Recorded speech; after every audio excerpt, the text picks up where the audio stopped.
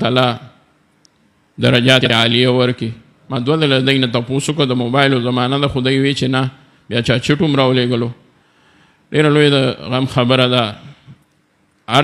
هر انسان چې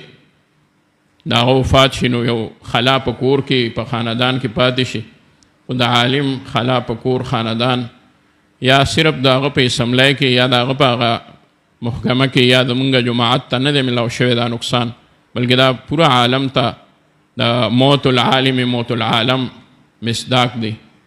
الله تعالی دې غریق رحمت کې او زمونږ سره په حج کې و تیر کال عمرې لتلو دا وخت او ملاقات شو. یو بل پروګرام کې ومه ډېره مینه یې ظاهره کړې وه او د مشر حضرت شیخ صاحب رحمت الله علیه د حقانیې په دور کې خصوصي د ډېرو درجو شاګرد پاتې شوی. ما ته ویلو چې دا تکمیله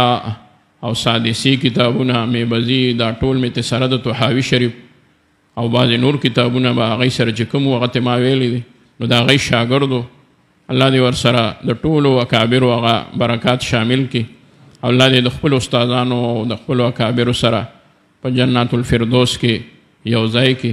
دغه خاندان د جماعت زمونږ او مونږ ټولو ته الله صبر جمیل او اجر جزیل را